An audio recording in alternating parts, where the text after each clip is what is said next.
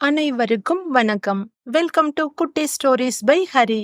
இன்றைய பதிவில் நாம் பார்க்க இருப்பது முடக்க நினைத்த மாமியார் முடித்து வைத்த அம்மா. அஸ்வின், ஆனந்த், 2 பேரும் இங்க வாங்க. லேட் ஆகுது, வேன் வந்துடும், ஸ்கூலுக்கு கிளம்புங்க. படு மிரட்டலாக வந்தது சுசீலாவின் குரல். அப்போதுதான் உள்ளே வந்த தேவகியின் முகம் சிரித்து போனது. தன்னை வந்து கட்டிக்கொண்ட 2 பேரன்களையும் கண்களில் பெரும் பாசத்துடன் பார்த்தவள் கைகளில் இருந்த பைகளை கீழே வைத்துவிட்டு தானும் பேரப்பிள்ளைகளை கட்டிக்கொண்டாள். செல்லங்களா, எப்படி இருக்கீங்க? கேட்டுக்கொண்டிருக்கும் போதே அங்கு வேகமாக வந்த சுசீலா, சொல்றேன்ல, டைம் ஆச்சு, சீக்கிரம் கிளம்புங்க. உரத்த குரலில் சிடுசிடுத்தபடியே வந்தாள். பாட்டி, ப்ளீஸ் பாட்டி, நாங்க இன்னைக்கு ஸ்கூல் போக மாட்டோம், தேவகி பாட்டி கூடத்தான் இருப்போம். இன்னும் இறுக்கமாக கட்டிக்கொண்டனர். சுசீலா செயற்கையாக வரவழைத்த புன்னகையை உதட்டில் ஒட்ட வைத்துக் கொண்டாள். தெருமுனையில் வரும்போதே தேவகியை பார்த்து விட்டவள் அப்போதுதான் அவளை பார்ப்பது போல முகபாவத்தை மாற்றிக்கொண்டாள். வாங்க சம்பந்தி, பிள்ளைகளுக்கு ஸ்கூலுக்கு லேட் ஆகுது. தேவகியிடமிருந்து பிள்ளைகளின் பக்கம் திரும்பியவள், உங்க தேவகி பாட்டி நாளைக்குத்தான் போவாங்க, சாயந்தரம் வந்து பேசிக்கங்க. சொன்ன சுசீலாவின் கை சிறுவர்களின் கையை கெட்டியாக பிடித்தது. வலியில் சுணங்கிய முகத்துடன் இருவரும் தேவகி பாட்டியை திரும்பி பார்த்தபடி சென்றனர். பேரன்கள் இருவரும் உள்ளே செல்ல கீழே வைத்திருந்த பையை மறுபடியும் கைகளில் எடுத்துக்கொண்டாள் தேவகி. சிறுவர்கள் இருவரும் MBBSஓ UPSCயோ படிக்கவில்லை. பெரியவன் அஸ்வின் 1ஆம் வகுப்பும் சின்னவன் ஆனந்த் LKGயும் படிக்கின்றனர். கோடை விடுமுறைக்கு பிறகு பள்ளி தொடங்கி 1.5 மாதங்கள் தான் ஆகியிருக்கிறது. ஒரு நாள் லீவு போடுவதால் ஒன்றும் குடிமுழுகி போய்விடாது. ஏதோ பொது தேர்வுக்கு செல்வது போல இந்த சிறு பிள்ளைகளை இப்படி மிரட்டி உருட்ட வேண்டுமா? தேவகியின் மனம் மிகவும் கனத்தது. கூடத்தில் நின்றவளின் கால் உள்ளே செல்ல மறுத்தது. எங்கே மகனை காணவில்லை என்று அவள் எண்ணிக்கொண்டிருக்கும் போதே கையில் வெறும் பக்கெட்டுடன் மாடிப்படியில் இருந்து இறங்கினான் தேவகியின் மகன் பாஸ்கர். வாமா, துணிக்காய போட மாடிக்கு போயிருந்தேன், நீ உள்ளர வரும்போதே பார்த்தேன். 2 சேலை மட்டும் பாக்கி இருந்தது, அதனால அதையும் காய போட்டுட்டு வந்துட்டேன். சொல்லிக்கொண்டே அம்மாவின் கைகளில் இருந்த பைகளை வாங்க வந்தான் பாஸ்கர். அங்கு வந்த சுசீலாவை பார்த்ததும், ஸ்கூலுக்கு கிளம்பணுமா, லேட் ஆகுது, சொல்லிக்கொண்டே கீழே வைத்த பக்கெட்டை எடுத்துக்கொண்டு குளியலறையை நோக்கி சென்றான். தேவகியின் மகன் பாஸ்கர் அவன் வீட்டில் இருந்து 20 கிலோமீட்டர் தள்ளி இருக்கும் ஒரு அரசு பள்ளியில் கணித ஆசிரியராக வேலை பார்த்து கொண்டிருக்கிறான். இது அவனுடைய அப்பாவின் வேலை. MSc B.Ed படித்துவிட்டு ஒரு தனியார் பள்ளியில் வேலை பார்க்க ஆரம்பித்திருந்தான். பள்ளியில் இருக்கும் போதே அவனுடைய அப்பாவிற்கு ஹார்ட் அட்டாக் வந்து இறந்துவிட, பணியில் இருக்கும் போது இருந்ததால் வாரிசுக்கு வேலை என்ற அடிப்படையில் அவனுக்கு இந்த வேலை கிடைத்து இருந்தது. தேவகிக்கு மாலதி, பாஸ்கர் என 2 பிள்ளைகள். மாலதி பெரியவள். தேவகியின் கணவர் பரசு உயிரோடு இருக்கும் போதே மகளுக்கு நிறைவாக திருமணம் செய்துவிட்டார். தன்னுடைய அரசாங்க வேலையை மகனுக்கு கொடுத்துவிட்டு அவர் சென்றுவிட தன்னுடைய கடமையாக மகனுக்கு திருமணம் செய்ய முடிவெடுத்தாள் தேவகி. தெரிந்தவர்களிடம் சொல்லி பல இடங்களில் அங்கே இங்கே என்று தேட ஆரம்பித்தாள். சில திருமண தகவல் மையங்களிலும் பதிவு செய்து இருந்தனர். அதை பார்த்து வந்த வதுதான் மருமகள் மலர்கொடி. முதலில் அவளுடைய அம்மா சுசீலாதான் தேவகிக்கு போன் செய்தாள். பாஸ்கர் அரசு வேலையில் இருப்பதை உறுதி செய்து கொண்டவள் நேராக தேவகியின் வீட்டுக்கே வந்தாள்.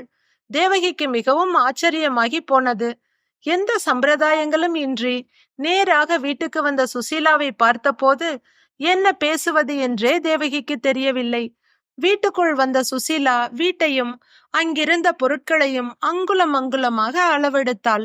அது மட்டுமல்ல, பாஸ்கர் வேலை செய்யும் பள்ளிக்கு சென்று அவனை பற்றி அனைவரிடமும் விசாரித்து இருக்கிறாள். இந்த விஷயம் தேவகிக்கும் பாஸ்கருக்கும் திருமணத்துக்கு பின்புதான் தெரிய வந்திருந்தது. ஒரு நல்ல நாள் பார்த்து தேவகியை பெண் பார்க்க தங்கள் வீட்டுக்கு அழைத்திருந்தாள் சுசீலா. தேவகிக்கு சுசீலாவை பார்க்க சற்று உதறலாகத்தான் இருந்தது. இருப்பினும் பெண் எப்படி என்று பார்த்து விடலாம் எண்ணியவள் மகன் பாஸ்கரையும் மகள் மாலதி குடும்பத்தினரையும் அழைத்து கொண்டு சுசீலா வீட்டுக்கு சென்றாள். சுசீலாவும் அவளுடைய கணவரும் வந்தவர்களை வரவேற்றனர். அவர்கள் குடும்பத்தை தவிர வேறு யாரும் அங்கு இல்லை. ஆனால் வரவேற்பும் உபசரிப்பும் தடபுடலாக இருந்தது. எளிய பட்டுப்புடவையில் வந்த மலர்கொடியை பார்த்த உடனேயே பாஸ்கருக்கும் தேவகிக்கும் மிகவும் பிடித்து போனது. அவளுடைய முகம் சுசீலாவை போல இல்லாமல் மென்மையாகவும் கள்ளம் கபடமாற்றும் இருந்தது. தேவகி குடும்பத்தினர் அனைவருக்கும் மலர்கொடியை பிடித்துவிட சுசீலாவின் பார்வையை நினைத்துதான் தேவகிக்கு சற்று பயமாக இருந்தது. மகள் மாலதியோ, அம்மா, நீ எதற்காக அவர்களை நினைத்து தயங்குகிறாய்? அவர்கள் வீட்டில் வசதி இல்லை, எதுவும் செய்ய முடியாது என்று யோசிக்கிறாயா? கேட்டாள் மாலதி. உடனடியாக அதை மறுத்த தேவகி, அதெல்லாம் ஒன்றுமில்லை மகளே. பாஸ்கர் சம்பாதிக்கிறானே, அது தாராளமாக போதும். என்னுடைய பயம் எல்லாம் அவளுடைய அம்மாவை நினைத்துதான் என்று வெளிப்படையாக சொன்னாள் தேவகி. விடுங்கள் அம்மா, பாஸ்கர் வாழப்போவது அந்த பெண்ணுடன் தான். அவளுடைய அம்மாவும் அப்பாவும் எப்போதாவது வருவார்கள் போவார்கள். மற்றபடி ஏதாவது விசேஷங்களில் தான் அவர்களை பார்க்க வேண்டியிருக்கும். இதற்காக எல்லாம் யோசித்துக் கொண்டு அந்த பெண்ணை ஒதுக்க வேண்டாம். அவளையே பாஸ்கருக்கு திருமணம் செய்து விடலாம் என்று மாலதி சொல்லவும் பாஸ்கருக்கும் தேவகிக்கும் அவள் சொன்னது சரி என்றே பட்டது. அதன் பிறகு ரொம்பவும் யோசிக்காமல் படபடவென்று மணப்பெண்ணுக்கும் மாப்பிள்ளைக்கும் தேவையான அனைத்தையும் இவர்களே செய்தனர். திருமணத்தை முடித்து மருமகள் மலர்கொடியை வீட்டுக்கு அழைத்து வந்து விட்டனர்.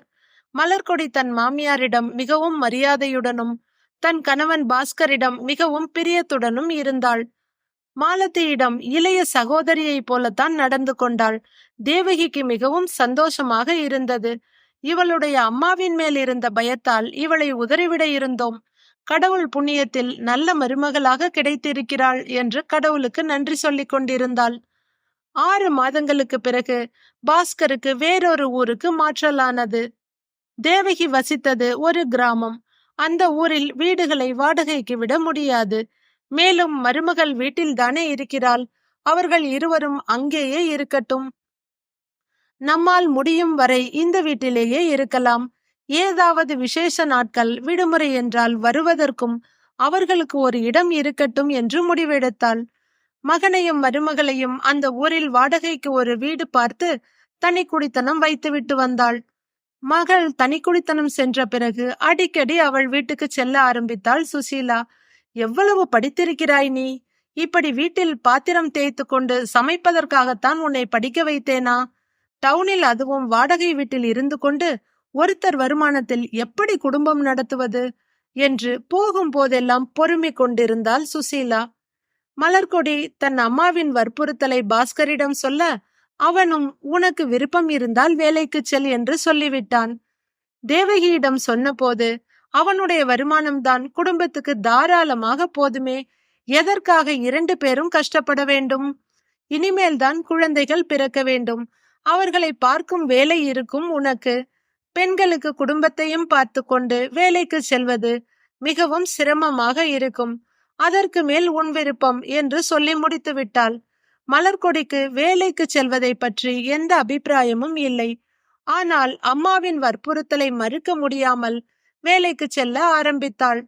மகள் வேலைக்கு சென்றதும் கணவனை மலர்கொடியின் அண்ணன் குடும்பத்திடம் விட்டுவிட்டு மகளுடனேயே வந்து தங்க ஆரம்பித்தாள் சுசீலா.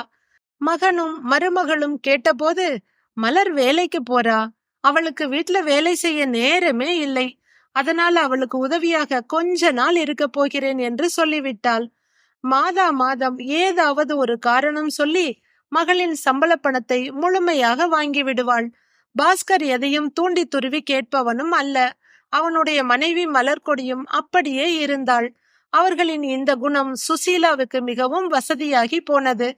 அடுத்த 1 வருடத்தில் பாஸ்கர் தம்பதியினருக்கு ஒரு ஆண் குழந்தை பிறந்தான். குழந்தையை பார்த்து கொள்ள வேண்டும், வேலைக்கு செல்லவில்லை என்று மலர்கொடி சொன்னபோது சுசீலா சண்டைக்கே வந்து விட்டாள். இந்த வயதில் சம்பாதிக்காமல் வயதான காலத்திலா சம்பாதிக்க போகிறாய்? குழந்தையை நான் பார்த்து கொள்கிறேன், நீ முதலில் வேலைக்கு போகும் வழியை பார். மகளிடம் கடுமையாக சொன்னவள் குழந்தை பிறந்த 3வது மாதத்தில் இருந்தே மகளை வேலைக்கு அனுப்பிவிட்டாள். சுசீலா எப்போதும் தன் மகள் வீட்டிலேயே இருப்பதால் தேவகிக்கு அங்கு செல்வதற்கு மிகவும் சங்கடமாக இருந்தது. பேரனை பார்க்க ஆசையுடன் வரும் அவளை ஒரு விருந்தாளியை போலத்தான் நடத்துவாள் சுசீலா. தேவகி சமையலறைக்குள் சென்று தண்ணீர் கூட குடிக்க விட மாட்டாள். காபி போடலாம், சமையல் செய்யலாம் என்று முயற்சி செய்தால், சம்மந்தி, உங்களுக்கு எதுக்கு சிரமம்? என்ன வேணுமோ கேளுங்க, நான் செய்து தருகிறேன் என்று சொல்லி தேவகியை எதையும் தொடக்கூட விட மாட்டாள்.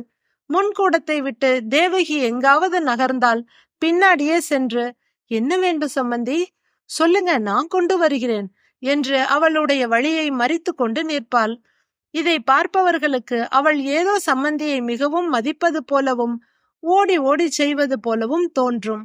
ஆனால் உண்மையில் அவளை தவிர அந்த வீட்டில் வேறு யாருக்கும் உரிமையில்லை என்பது போலதான் இருக்கும் அவளுடைய நடவடிக்கைகள்.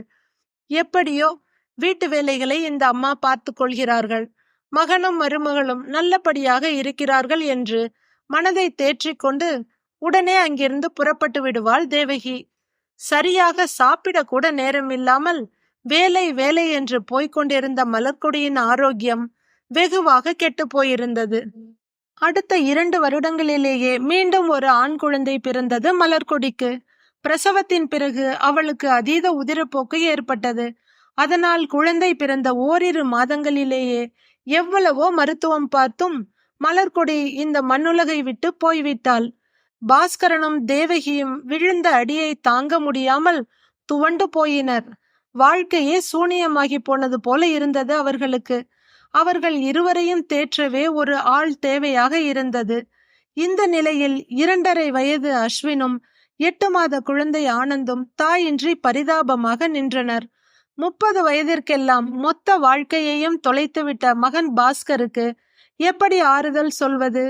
எந்த விபரமும் தெரியாத பேர குழந்தைகள் நாளை அம்மாவை பற்றி கேட்டால் அவர்களுக்கு என்ன பதில் சொல்வது என்று மருகி போனாள் தேவகி. தன்னை ஒருவாறு தேற்றிக்கொண்டு மகனையும் பேர குழந்தைகளையும் பார்த்து கொள்ள அவள் முயன்ற போது சுசீலா அவளை முழுவதுமாக தடுத்து விட்டாள். சம்மந்தி, நீங்க இங்க இருந்தீங்கன்னா உங்களால இதெல்லாம் தாங்கிக்க முடியாது. மருமகனையும் பேர குழந்தைகளையும் நான் பார்த்துக்கிறேன். நீங்க ஊருக்கு கிளம்புங்க. ரொம்ப நாள் கழிச்சு உங்க பொண்ணு இப்பதான் உண்டாகி இருக்கா. அவளுக்கு நீங்க தான் எல்லாம் பார்க்கணும். வேற யாரு பார்க்க முடியும்? நீங்க தைரியமா கிளம்புங்க. அங்க போனாதான் உங்க மனசுக்கு கொஞ்சம் நிம்மதி கிடைக்கும் என்று சொல்லி தேவகியை பிடிவாதமாக அனுப்பிவிட்டாள் சுசீலா. சுசீலா சொன்னதை தேவகி தன் மகள் மாலதியிடம் சொன்னபோது அவளும் தன் தம்பிக்காக மிகவும் இரக்கப்பட்டாலும் சுசீலாவின் பெருந்தன்மையை நினைத்து மிகவும் வியந்து போனாள். மருமகள் மலர்கொடி இறந்து 3 ஆண்டுகள் ஆகிவிட்டன. ஏற்கனவே மனைவியை இழந்த நிலையில் பாஸ்கரின் நடவடிக்கைகள் வெகுவாக குறைந்து போயிருந்தது. தினமும் வேலைக்கு செல்வது, மாலை வீடு திரும்பியதும் மகன்கள் இருவருடன் விளையாடுவது, மாமியார் கேட்கும் கேள்விகளுக்கு பதில் சொல்வது என்று இருந்தான். வீட்டின் வரவு செலவு மொத்தமும் சுசீலாவின் கையில்தான் இருந்தது. அவள் மார்க்கெட் அங்கே இங்கே என்று செல்லும் போதெல்லாம் அறிந்தவர் தெரிந்தவர்களிடம் என் மகள் விட்டு சென்றதால் இவர்களுக்காக இந்த வயதான காலத்தில் என் கணவனையும் மகனையும் விட்டு பிரிந்திருக்கிறேன். இரவு பகல் பாராமல் மருமகனுக்காகவும் பேர குழந்தைகளுக்காகவும் உழைத்து ஓடாய் தேய்கிறேன் என்று கண்ணீர் வடிப்பாள். பிள்ளைகள் இருவரும் சிறு குழந்தைகளாக இருக்கிறார்கள். பாஸ்கருக்கும் மிகவும் சிறு வயது வேறு. உங்கள் மாப்பிள்ளைக்கு நீங்களே இன்னொரு திருமணம் செய்து வைத்து விடலாமே. நீங்கள் ஏன் இங்கு தனியாக இவ்வளவு கஷ்டப்பட வேண்டும்? உங்கள் மருமகனுக்கு திருமணம் செய்து வைத்துவிட்டு நீங்கள் உங்கள் குடும்பத்தோடு செல்லலாம் இல்லையா என்று யாராவது கேட்டால் அவ்வளவுதான். அடுத்த முறை அவர்களை பார்த்தால் முகத்தை திருப்பி கொண்டு போய்விடுவாள் சுசீலா. தன் தம்பி மகன்களை பார்க்கலாம் என்று வரும் மாலதியையும் சில மணி நேரங்களுக்கு கூட அங்கு இருக்க விடமாட்டாள். தேவகியோ மாலதியோ பாஸ்கருக்கு போன் செய்து பேசும்போது அவன் தயங்கி தயங்கி பேசுவதை வைத்தே சுசீலா அவன் பேசுவதை கவனித்துக் கொண்டு இருக்கிறாள் என்பது இவர்களுக்கு தெரிந்துவிடும். இதையெல்லாம் பார்த்த போதுதான் சுசீலா பாஸ்கரையும் பேர பிள்ளைகளையும் அடிமைகளாக வைத்திருக்கிறாள் என்பது புரிய ஆரம்பித்தது மாலதிக்கும் தேவகிக்கும். மிகவும் வெறுத்து போயிருந்த பாஸ்கரும் சிறுவர்கள் இருவரும் சுசீலாவின் முறைப்புக்கும் மிரட்டலுக்கும் பயந்து அவளுடைய கைப்பாவையாக போயிருந்தனர். தேவகி இயல்பிலேயே சற்று மென்மையான குணம் உள்ளவள்தான். பாஸ்கர் மாலதி இருவருமே அவளை போலத்தான் இருந்தார்கள். நாட்கள் செல்ல செல்ல தேவகிக்கு மிகவும் கஷ்டமாக இருந்தது. இந்த வயதிலேயே மகனின் வாழ்க்கை இப்படி ஆகிவிட்டது. அவன் காலம் முழுவதும் பட்டமரமாக நிற்க வேண்டுமா? குழந்தைகள் இருவரும் தாயில்லாமல் தவிக்க வேண்டுமா? தன் மருமகள் நல்லவள்தான். ஆனால் அவளுக்கு இந்த உலகத்தில் வாழ கொடுப்பினை இல்லாமல் போய்விட்டது. நாளைக்கு அவளுடைய 3வது வருட நினைவு நாள் என்று யோசித்தவள் இதை பற்றி பாஸ்கரிடம் எப்படியாவது பேசிவிட வேண்டும் என்றுதான் இன்று வந்திருக்கிறாள். குழந்தைகள் இருவரையும் யூனிஃபார்ம் போட்டு டிஃபன் பேக் செய்து வெளியே அழைத்து வந்தாள் சுசீலா. குழந்தைகளை வேனில் ஏற்ற வெளியே செல்வாள். அப்போது மகனிடம் அவனுடைய திருமணத்தை பற்றி பேசிவிட வேண்டும். இதை விட்டால் வேறு சந்தர்ப்பம் கிடைக்காது என்று எண்ணிக்கொண்டாள் தேவகி. 1 வருடத்திற்கு முன்பு கூட தேவகி தன் மகனிடம் அவனுடைய 2வது திருமணத்தை பற்றி எப்படியாவது பேசிவிட வேண்டும் என்று முயற்சி செய்தாள். அதற்கு ஏற்ப அவர்கள் ஊரில் 12 வருடங்களுக்கு ஒரு முறை நடக்கும் திருவிழா நடக்க இருந்தது. இது கிராமம் என்பதால் அவனுடைய மாமியார் இங்கு வர விரும்ப மாட்டாள். அவள் வீட்டுக்கு சென்று விடுவாள். தன் மகனும் பேர குழந்தைகளும் மட்டுமே வருவார்கள். மகனிடம் மனதில் இருப்பதை கூட பேச முடியவில்லை. எத்தனை வருடங்கள் ஆயிற்று என்று எதிர்பார்த்து காத்திருந்தாள் தேவகி. ஆனால் நடந்தது அதற்கு நேர் மாறாக இருந்தது. தேவகிக்கு மிகப்பெரிய ஏமாற்றமே மிஞ்சியது. தேவகியும் மாலதியும் தம்பி பாஸ்கர் மற்றும் குழந்தைகளுக்காக ஆவலோடு காத்திருக்க ஒரு காரில் பேர குழந்தைகளுடன் வந்து இறங்கினாள் சுசீலா. கழுத்தில் காசு மாலை, கல்கத்தா டிசைன் நெக்லஸ் என்று புதுமண பெண்ணை போல வந்து இறங்கிய சுசீலாவை பார்த்து திகைத்து போயினர் அனைவரும். மாப்பிள்ளைக்கு லீவ் இல்ல, அவரோட ஸ்கூல்ல இன்ஸ்பெக்ஷன் நடக்கிறதுனால நாளைக்கு சாயந்தரம் தான் வருவார் என்று சாதாரணமாக சொல்லிவிட்டு வீட்டுக்குள் நுழைந்தாள் சுசீலா. பேர பிள்ளைகள் இருவரும் பெரிய விடுதலை கிடைத்தது போல சந்தோஷத்தில் துள்ளி குதித்து கொண்டிருந்தனர். மகனிடம் தேவகி பேச முயற்சி செய்த போதெல்லாம், மாப்பிள்ள கொஞ்சம் இங்க வாங்க, இதை எடுத்து கொடுங்க, அதை எடுத்து கொடுங்க என்று அவனை எங்கும் நகர விடாமல் பார்த்து கொண்டாள். இன்றும் அப்படித்தான் செய்கிறாள். வேன் வாசலில் வந்து ஹாரன் அடித்த போதும் சுசீலா வீட்டை விட்டு வெளியே போகவில்லை. குளித்து தயாராகி வந்திருந்த பாஸ்கரை பார்த்து, மாப்பிள்ள இன்னைக்கு ஒரு நாளைக்கு இவங்களை நீங்களே வேன்ல ஏத்தி விட்டுடுங்க, கால நேரம், ஒரே அவசரம், பாவம் உங்க அம்மாவுக்கு இன்னும் காஃபி கூட கொடுக்கல, விடியற்காலமே புறப்பட்டு வந்திருப்பாங்க. அக்கறையுடன் பேசிக்கொண்டிருக்க, சரிங்க அத்தை என்ற பாஸ்கர் மகன்களுடன் வெளியே சென்றான். இப்போது தேவகிக்கு மிகவும் வெறுப்பாக இருந்தது. என்ன இது, பெற்ற மகனிடம் பேசக்கூட இப்படி பயப்படும்படி இருக்கிறதே. கடவுளே, என் மகனுக்கு வேறு வயதாகி கொண்டே போகிறது. குழந்தைகளும் வளர்ந்து விட்டால் அவனுக்கு எப்படி திருமணம் செய்ய முடியும்? யார் பெண் கொடுப்பார்கள்? காலம் முழுவதும் அவன் தனிமரமாகத்தான் இருக்க வேண்டுமா? தன்னுடைய வசதியான வாழ்க்கைக்காக என் மகனின் வாழ்க்கையை காவு கொடுக்க நினைக்கும் இந்த ராட்சசியிடமிருந்து எப்படியாவது என் மகனையும் பேரப்பிள்ளைகளையும் காப்பாற்ற இறைவா என்று கண்களில் கண்ணீர் வடிய வேண்டிக் கொண்டிருந்தாள் தேவகி. காஃபி டம்ளருடன் அவள் எதிரில் வந்து நின்ற சுசீலா, என்ன சம்பந்தி, மருமகளை நினைச்சு அழுதுகிட்டு இருக்கீங்களா? உங்களுக்கு அவ மருமக தான், ஆனா எனக்கு தான் மிகப்பெரிய இழப்பு. என் மக போன அன்னைக்கே நானும் போயிருக்கணும். ஆனா மருமகனுக்காகவும் பேர பிள்ளைங்களுக்காகவும் தான் எல்லாத்தையும் தியாகம் பண்ணிட்டு மனச கல்லாக்கிக்கிட்டு வாழறேன். இந்தாங்க சம்மந்தி, காஃபி குடிங்க என்று நீட்டியவளின் கையில் 4 புது வளையல்கள் பலபலத்தன. தேவகிக்கு இப்போது கடவுளின் மீது கூட கோபம்தான் வந்தது. இந்த அம்மா நடிக்கிறாள் என்பது நன்றாக தெரிகிறது. ஆனாலும் இவளை எதிர்த்து பேசக்கூட துணிவு இல்லாத தன்னை எண்ணி அவளுக்கே கேவலமாக இருந்தது. இந்த அம்மா என்னடாவென்றால் பெரிய தியாகி போல பேசுகிறாள். தான் ஏதோ தப்பு செய்தது போல இவள் முன் தலை குனிந்து நிற்கிறோம் என்று அவளுக்கு தன் மீதே கழிவிரக்கம் ஏற்பட்டது. கையில் இருந்த காஃபியை குடிக்காமல் கீழே வைத்துவிட்டு அவள் அமைதியாக உட்கார்ந்திருக்க, சமையலறை மற்றும் படுக்கை அறை கதவுகளை சாத்திவிட்டு தேவகியிடம் வந்தாள் சுசீலா. அவளிடம் ஒரு தலையணையை கொடுத்து, சம்மந்தி, நீங்க ரொம்ப நேரமே எந்திரிச்சிருப்பீங்க, கொஞ்சம் ரெஸ்ட் எடுத்துக்கங்க. மாப்பிள்ளைக்கு கடைக்கு போக நேரம் இல்லை. நாளைக்கு திவசத்துக்கு பொருள் எல்லாம் வாங்கணும். நான் போய் வாங்கிட்டு வந்துடுறேன். வந்ததும் உங்களுக்கு இட்லி ஊத்தி தரேன் சொன்னவள் கையில் லேட்டஸ்ட் சாம்சங் மொபைலும் அல்ட்ரா மாடர்ன் பேகுமாக வெளியே கிளம்பினாள். மாலை வீடு திரும்பிய பேரப்பிள்ளைகளையோ மருமகன் பாஸ்கரையோ தேவகியிடம் அண்ட விடாமல் பார்த்து கொண்டாள் சுசீலா. ஆளுக்கு ஒரு வேலையாக கொடுத்தவள் தேவகியை விட்டு ஒரு நிமிடம் கூட அங்கே இங்கே நகராமல் வளவளவென்று சம்பந்தமில்லாத எதையெதையோ பேசிக்கொண்டிருந்தாள். பெரும்பாலான பேச்சுக்கள் அவள் மகளை பற்றியதாகவே இருந்தது. அவர்களுடைய நினைவேடுகளை விட்டு மலர்கொடி அகலக்கூடாது என்பதாக இருந்தது அவளுடைய பேச்சு. இடையிடையே கண்ணீர் விடுவதும் மூக்கை சிந்துவதுமாக இருந்தாள். இவர்களுடைய பிரச்சனை அனைத்தும் ஒன்றும் இல்லாமல் போக ஏதோ அவளுக்கு ஆறுதல் சொல்ல வேண்டிய நிலையை இவர்களுக்கு ஏற்படுத்தினாள். தேவகிக்கு மிகவும் சோர்வாக இருந்தது. அதிகாலை 2 மணிக்கு எழுந்தது. தூக்க கலக்கம் வேறு, சரியான சாப்பாடும் இல்லை. இந்த நாடகங்களை கண்டு சலித்து போன அவள் சுசீலா கொடுத்தால் தலையணையை வைத்து வெறும் தரையில் படுத்து சற்று நேரத்தில் உறங்கி போனாள். காலையில் தேவகி கண்விழித்த போது அவள் படுத்தி இருந்த இடத்தை தவிர மீதி அனைத்து இடமும் தண்ணீர் வைத்து துடைக்கப்பட்டு இருந்தது. எழுந்தவள் தான் படுத்திருந்த இடத்தை மாப் வைத்து துடைத்துவிட்டு குளிக்கச் சென்றாள். அவள் குளித்து தயாராகி வெளியே வரவும் மாலதி குழந்தையுடன் வரவும் சரியாக இருந்தது. சுசீலாவின் வீட்டில் இருந்து அவளுடைய கணவனும் மகனும் மட்டுமே வந்திருந்தனர். மருமகளோ பேர குழந்தைகளோ வந்திருக்கவில்லை. தேவகியையோ மாலதியையோ அடுப்படி பக்கமே வரவிடாமல் ஐயர் வருவதற்குள் அனைத்து வேலைகளையும் தானே செய்திருந்தாள் சுசீலா. ஐயர் சென்றதும் அனைவருக்கும் இலையை போட்டு பரிமாறி முடித்தவள் தானும் சாப்பிட்டாள். முழுசா 3 வருஷம் முடிஞ்சு போச்சு. மாப்பிள்ள மேல அக்கறை இருக்கிறவ நீ மட்டும்தான் இல்ல. அவரோட அம்மா அக்கா எல்லாருமே இருக்காங்க.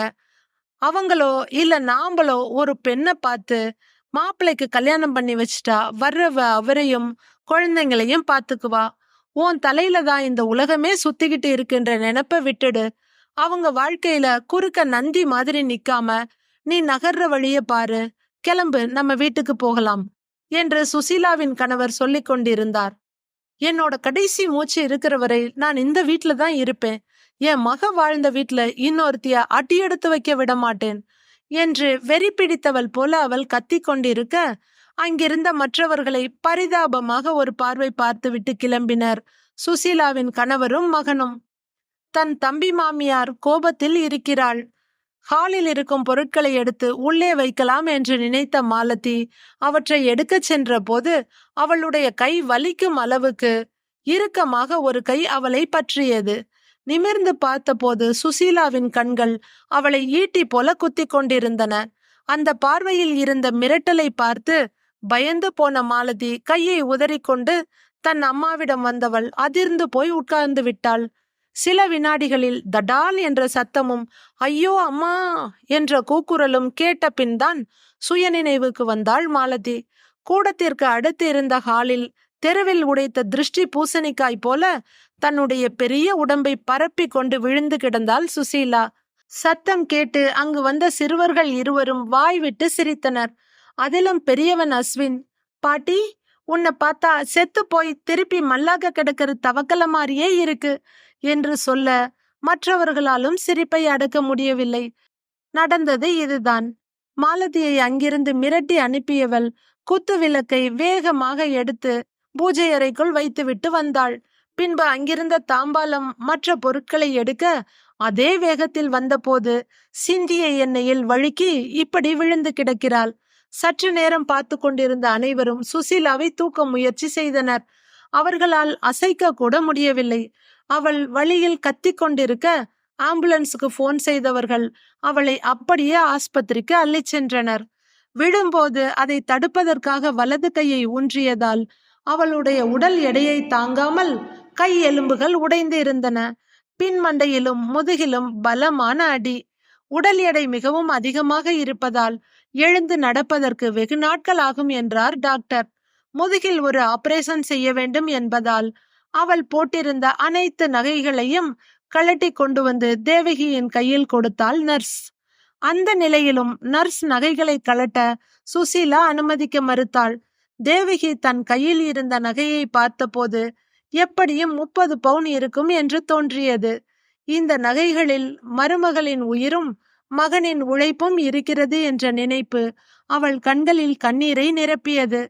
தகவல் அறிந்து ஆஸ்பத்திரிக்கு வந்திருந்த சுசீலாவின் கணவர் மாப்பிள்ளை வீட்டாருடன் சேர்ந்து தன் மனைவியை கவனித்துக் கொண்டார். டிஸ்சார்ஜ் செய்ததும் தங்கள் வீட்டுக்கு செல்ல ஏற்பாடு செய்தார்.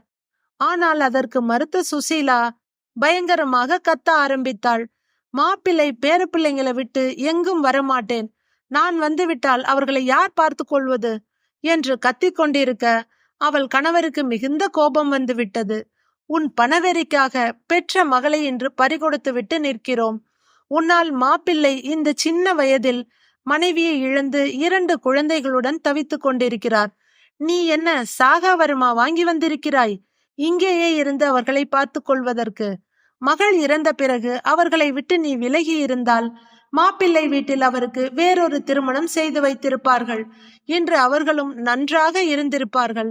உன்னுடைய ஆணவத்தாலும் பேராசையாலும் அவர்கள் எவ்வளவு கஷ்டப்படுகிறார்கள் என்று உனக்கு தெரியுமா?